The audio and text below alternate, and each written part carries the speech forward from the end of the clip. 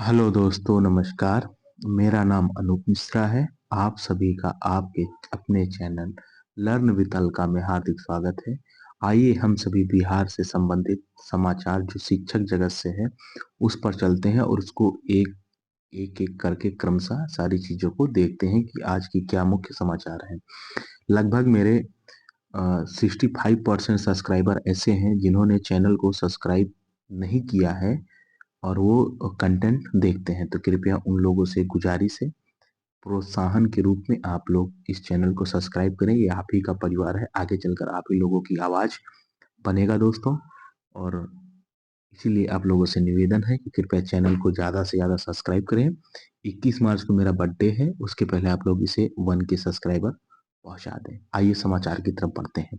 पहला समाचार है बीपीएससी टीआरई 3 को लेकर के। जो भी मेरे भाई मित्र या बहनें शिक्षक परीक्षा पास कर लें बीपीएससी तैयारी 3, उनके डॉक्यूमेंट में किसी भी प्रकार की कोई गड़बड़ी है तो उन सभी समस्याओं का सिर्फ इसी एक वीडियो में सॉल्व हो जाएगा। आइए देखते हैं कैसे।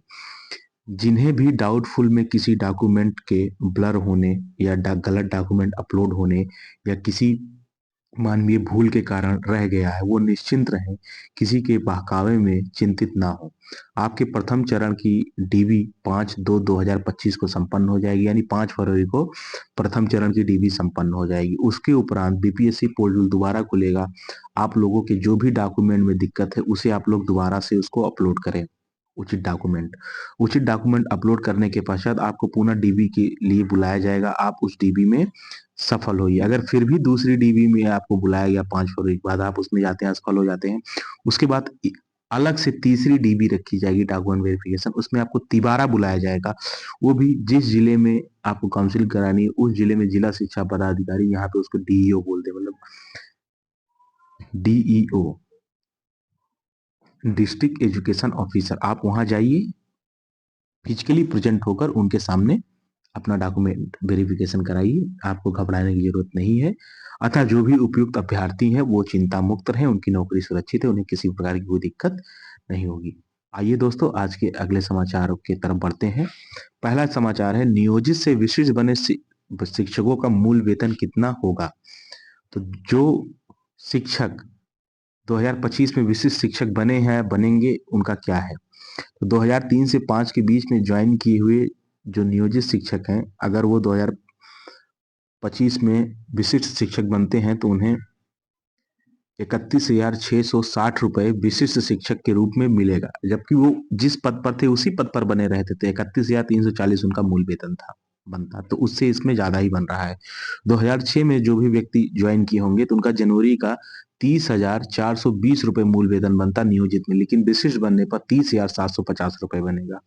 2010 के नियोजित शिक्षकों का जनवरी में जो वेतन बनता 29,530 बनता, लेकिन अगर विशिष्ट शिक्षक बन गए 2010 वाले शिक्षक तो 29,850 उनका मूल वेतन बनेगा। ट्रेंड लेटर 27,010 रुपए इनका मूल वेतन जनवरी में बनता है और वैसे 27,320 रुपए विशिष्ट शिक्षक बनने पर बनेगा। टेट 13 से 15 के बीच में जो आए हैं, 1 से 5 का जो बेसिक था 27,010 रुपए जनवरी में होता, और अगर विशिष्ट शिक्षक बन गए हैं तो 27,320 रुपए इनका बेसिक बनेगा। 6 to 8 के 29,410 रुपए बनना था, 29,700 रुपए बनेगा अगर विशिष्ट शिक्षक आप बन गए तो। 28,550 रुपए बनता 6 to 8 का अनट्रेंड का, तो 28,840 रुपए बनेगा विशिष्ट शिक्षक बनने पर। स्पेशल उर्दू 2016 की बहाली में 27,010 रुपए आपका मूल वेतन बनता, लेकिन आप विशिष्ट शिक्षक बनेंगे तो 27,320 रुपए आपका मूल वेतन बनेगा। इस तरीके से आप देख सकते हैं कि विशिष्ट शिक्षक जो भी बनेंगे उनका वेतन कितना बनेगा। अगले आइए दोस्तों अगले समाचार की तरफ। यानी कि जो भी शिक्षक बिहार शिक्षा में, चाहे वो नियोजित हो, विशिष्ट हो, 1 से 5 के शिक्षक हो, 6 से 8 के हो, 9 से 12 के शिक्षक हो, उन्हें CTE, PTEC, DIET, BITE, BIPARD, SCERT कहीं भी अगर आपको ट्रेनिंग के लिए जाते हैं, अगर उनको ट्रेनिंग से संबंधित कोई समस्या है तो पहले स्तर पर इस फॉर्म को आप लोग देख रहे हैं, इसका प्रिंट आउट करवा लीजिएगा और सब कुछ पूरा डाटा भर के इसको SCERT ट्रेन पटना @gmail.com पर भेज दीजिए। आपकी समस्या का समाधान हो जाएगा। किसी भी ट्रेनी प्रशिक्षु को परेशान होने की जरूरत नहीं है। अपनी शिकायत आप उच्च अधिकारियों को कर सकते हैं। अगला समाचार है कि प्रोफेसर संजय कुमार सिंह जो तिरहुत शिक्षक स्नातक स्तरीय चुनाव से बनकर गए हैं, उन्होंने विधानसभा में कुछ प्रश्न उठाए। आइए उस प्रश्न को देखते हैं। उन्होंने मंत्री सुनील कुमार सिंह से प्रश्न पूछा। पहला प्रश्न था, क्या यह सही है कि बिहार लोक सेवा आयोग यानी बीपीएससी द्वारा नियुक्त शिक्षकों को संबंधित जिलों के अनुरूप मकान किराए भत्ते का भुगतान नियमानुसार नहीं किया जा रहा? पहला प्रश्न। इनका दूसरा प्रश्न था, क्या यह सही है कि उक्त सभी शिक्षकों को मकान किराए के मद में मात्र 4% ही भुगतान किया जा रहा है? ये भी बात सही है, दो प्रश्न पूछा गया। तीसरा, क्या यह सही है कि उक्त सभी शिक्षकों को वार्षिक वेतन वृद्धि का लाभ 1 जुलाई से निर्धारित किए जाने के प्रावधान रहने के बावजूद उन्हें वेतन वृद्धि 1 जुलाई से नहीं दिया जा रहा है? ये भी बात सही है। अगला है, यदि उपरोक्त खंडों के उत्तर स्वीकारात्मक है तो क्या सरकार बिहार लोक सेवा आयोग द्वारा नियुक्त शिक्षकों को संबंधित जिलों के अनुरूप मकान किराए भत्ता एवं 1 जुलाई से वेतन वृद्धि का लाभ देने पर विचार कर रही है? यदि हाँ तो कब तक? तो इसमें सरकार का जो जवाब आया है, वस्तु स्थिति यह है कि बिहार लोक सेवा आयोग द्वारा नियुक्त विद्यालय अध्यापकों का मकान किराए भत्ता एवं वार्षिक वेतन वृद्धि को एचआरएमएस पोर्टल पर अपडेट करने की कार्यवाही की जा रही है। इस कोड के शिक्षकों को वर्धित दर से मकान किराया भत्ता वार्षिक वेतन वृद्धि का लाभ दिए जाने हेतु कार्यवाही प्रक्रियाधीन है। इसका मतलब है 2025 में आपकी जो भी वेतन वृद्धि हुई है टीआरई 1 की और जो भी वेतन वृद्धि हुई है टीआरई 2 की, इन दोनों को मिलेगा। मकान भत्ता जो सबको 4% मिलता था, वो 5%, 7%, 16 और 20% मिलेगा। तो आप लोग निश्चिंत हो जाइए, आपकी सैलरी में 2-3 हजार रुपए का इजाफा होने वाला है। अगला समाचार है, 8th पे कमीशन को लेकर प्रक्रिया शुरू हो गई है। एक लेटर है ministry of personal and PG pension department of personal and training से निकला है, नॉर्थ ब्लॉक न्यू दिल्ली को 23 जनवरी को। ये निकला है किसके लिए? Shri Shiv Gopal Mishra, secretary staff side, national council JCM, Firoz Shah road. लिखा है, as you are aware it has been decided to set up the 8th central pay commission, the term of reference of 8th CPC are now to finalise their for request that suggestion of the staff side is the regard में please be send the understanding of the earliest. तो इन्होंने जानकारी मांगी है, immediate पत्र निकला है और इसकी जानकारी मिल जाएगी। अगला समाचार है, अनुसूचित जाति एवं जनजाति कल्याण विभाग बिहार सरकार द्वारा निकला है। अनुसूचित जनजाति एवं जनजाति वर्ग के छात्र छात्राओं के लिए संचालित डॉक्टर भीमराव अंबेडकर आवासीय विद्यालय में सत्र 2025-26 में नामांकन हेतु तो आवश्यक सूचना। आवेदन की तिथि 20 जनवरी से लेकर 15 फरवरी तक रहेगी। प्रवेश पत्र मिलेगा 26 फरवरी को से 28 फरवरी तक और परीक्षा की तिथि है 1 मार्च 2025। कक्षा 1 एवं कक्षा 6 में नामांकन का सुराना अवसर है। अगर यहाँ पे आप परीक्षा दे के पास हो जाते हैं और एडमिशन आपका यहाँ अगर हो जाता है, आपको रहने का, खाने का, कपड़े का हर एक चीज सरकार की तरफ से मुफ्त मिलेगा और अच्छी गुणवत्ता युक्त शिक्षा मिलेगी। अगला समाचार है, बिहार विद्यालय परीक्षा समिति के द्वारा इंटरमीडिएट वार्षिक परीक्षा 2025 के परीक्षार्थियों के लिए परीक्षा केंद्र पर प्रवेश का समय परीक्षा प्रारंभ होने के 1 घंटा पूर्व निर्धारित करने तथा परीक्षा केंद्र के मुख्य द्वार परीक्षा प्रारंभ होने के आधा घंटा पूर्व बंद करने के संबंध में आवश्यक सूचना है। तो आप सभी बिहार बोर्ड की परीक्षा देने वाले विद्यार्थियों से विनम्र आग्रह है कि वो 1 घंटा पहले आपको बुला रहे हैं, आप 1.5 घंटा पहले पहुंचे और सेंटर के अंदर चले जाइए।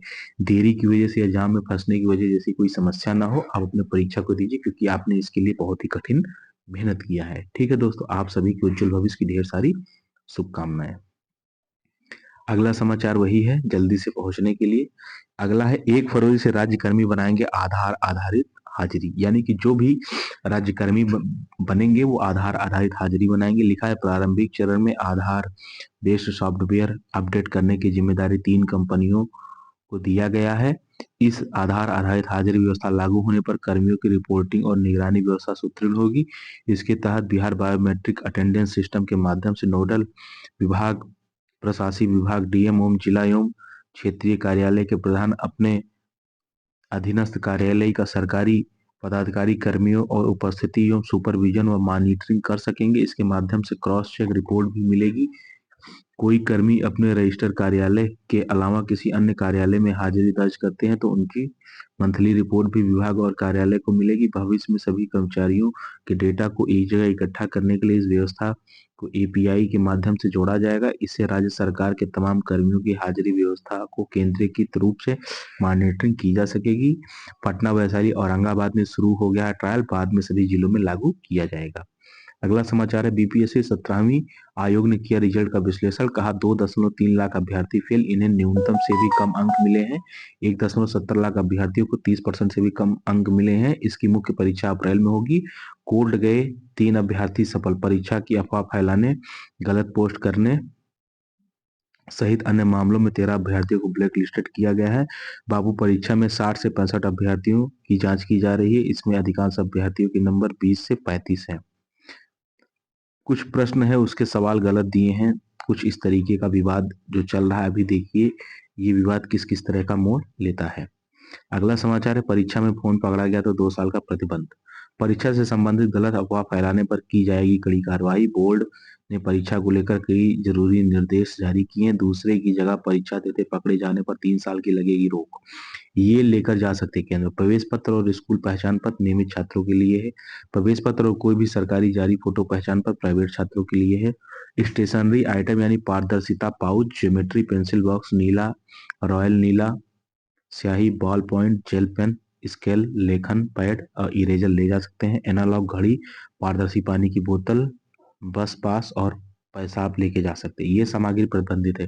कोई भी लिखित कागज का टुकड़ा, प्रिंटेड पाउच, कैलकुलेटर या डिसकैलकुलिया वाले छात्रों के लिए अनुमति है, वो लेके जा सकते हैं क्योंकि उनको जोड़ने घटाने में थोड़ा सा मानसिक दिक्कत होती है। खाने पीने के सामान, मधुमेह रोगी को छोड़कर कोई भी वस्तु अंदर नहीं ले जा सकता। मोबाइल या अन्य कोई संचार उपकरण भी आप नहीं ले जा सकते। परीक्षा केंद्रों की सीसीटीवी से निगरानी होगी, तो कृपया आप सब सजग रहें और सावधान रहें। मेहनत से परीक्षा दें, नहीं तो 2 साल आपके करियर पर रोक लग सकती है। अगला समाचार है एकल बालिका छात्रवृत्ति को अब 8 तक आवेदन, यानी 8 फरवरी तक आवेदन होगा। स्कूल को 15 तक आवेदन करना होगा सत्यापित। छात्रवृत्ति के नवीनीकरण की तिथि भी बढ़ाई गई। छात्रवृत्ति के लिए ये आवेदन कर सकते हैं। अगला समाचार है डीईओ के ठिकाने से अब तक 3.5 करोड़ रुपए बरामद है। निवेश, जमीन के दस्तावेज और बैंक खातों को खंगाल रही है एसयूबी। ठीक है दोस्तों, 3,55,22,000 रुपए नगद मिले हैं। शुक्रवार को एसयूबी से मिली सूचना के अनुसार दरभंगा में उनके ठिकाने से 3,60,00,000 रुपए और बेतिया में 54,62,000 रुपए नगद बरामद हुए हैं। गुरुवार को दिन भर एसवायु की अलग अलग टीमों ने डीईओ के दरभंगा, बेतिया, समस्तीपुर, मधुबनी स्थित 5 विभिन्न ठिकानों पर एक साथ छापेमारी की और जांच की थी। छापेमारी की कार्रवाई शुक्रवार को लगभग पूरी कर ली। जानकारी के अनुसार जांच टीम द्वारा छापेमारी के दौरान जब्त किए गए निवेश एवं जमीन इत्यादि की खरीद के दस्तावेज एवं बैंक खातों को खंगाला जा रहा है। एसयूबी की टीम बैंक लॉकरों को खंगालने के लिए कानूनी प्रक्रिया पूरी करने में जुट गई है। मालूम हो कि एसवीयू ने डीईओ रजनीकांत प्रवीण के खिलाफ 1,87,23,000 रुपए का डीए केस दर्ज किया है। ये भी वही चीजें हैं। आगे आइए देखते हैं। बीपीएससी 17वीं की मुख्य परीक्षा अब अप्रैल में होगी। 13 अभ्यर्थी आगे की परीक्षा के लिए प्रतिबंधित किए गए हैं। प्रश्न पत्र को कमतर बताना गलत निकला। विभाग अपने तरीके से चीजों को स्पष्ट कर रहा है, छात्र अपने तरीके से चीजों को स्पष्ट कर रहे हैं। देखना होगा लास्ट में जीत किसकी होती है। 7 दिनों में सीएफएमएस से सुधार का कार्य हो जाएगा पूरा। क्या है सीएफएमएस? सीएफएमएस एक सॉफ्टवेयर आधारित वित्तीय प्रणाली है। इसके माध्यम से विभिन्न परियोजनाओं एवं कार्यरत कर्मियों के वेतन एवं पेंशन आदि का भुगतान किया जाता है। बीपीएससी टीआरई 1 टीआरई 2 के थ्रू या और जो भी शिक्षक या बिहार के जो अन्य लोग हैं, उनके जो वेतन या पेंशन का भुगतान होता है वो बिहार सरकार के ट्रेजरी द्वारा होता था। केंद्र सरकार अनुदान की राशि अपना तब देगा सॉरी दोस्तों, केंद्र सरकार अपने अनुदान की राशि राज्य सरकार को तब देगा जब राज्य सरकार केंद्र के कहे अनुसार कार्य करेगी। तो केंद्र सरकार का मानना था कि 31 जनवरी 2025 से सीएफएमएस 2.0 लागू होगा, लेकिन बिहार सरकार ने जल्दबाजी दिखाई और 2 जनवरी को ही सीएफएमएस 2.0 लॉन्च कर दिया। बोला सरकार 1 महीना बाद का टाइम दिया तो 1 महीना हम पहले करेंगे। उस आधार पर सीएफएमएस पोर्टल पे डाटा अपलोड हो रहा था, डाटा अपलोड ही नहीं हो रहा, फेल्ड हो जा रहा है, डाटा ले ही नहीं रहा, उसका एचआरएमएस से कनेक्शन बन ही नहीं रहा। इस वजह से दिक्कत आ रही है। यहाँ तक कि ऊपर से लेकर सभी अधिकारी, कर्मी, मंत्रियों के वेतन अटके हैं। पिछली बार जब सीएफएमएस 1.0 अपडेट हुआ था तो लगभग 3 महीने बाद लोगों का वेतन मिला था, लेकिन वर्तमान समय में अभी इनके द्वारा कहा 1 महीना तो लेट हो ही गया है, अब बोल रहे हैं 7 दिन में उसको हम सही करके वेतन का भुगतान करेंगे। अभी आगे देखिए कितना समय और लगता है। पूरी जानकारी यही है दोस्तों। इस प्रकार दोस्तों आज की जानकारी समाप्त होती है। अगर आपको मेरे द्वारा दी गई जानकारी से संतुष्ट हैं, आप मुझे प्रोत्साहित करना चाहते हैं, मेरे प्रोत्साहन को बढ़ाना चाहते हैं, तो दोस्तों आपसे विनम्र निवेदन है इस परिवार का हिस्सा बनिए। ये परिवार आगे चलकर आपकी आवाज बनेगा और आपकी बातों को दृढ़ता से यहाँ पर रखा जाएगा। अगर मौका मिलेगा तो आपसे फेस टू फेस इंटरेक्ट करके भी आपकी बातों को रखा जाएगा। दोस्तों, आप अपने से छोटों को प्यार करें, बड़ों का सम्मान करें, अपना व्यक्तित्व इस प्रकार विकसित करें कि महिलाएं समाज में सुरक्षित और सहज महसूस करें। जय हिंद, जय भारत, जय बिहार, जय श्री राम।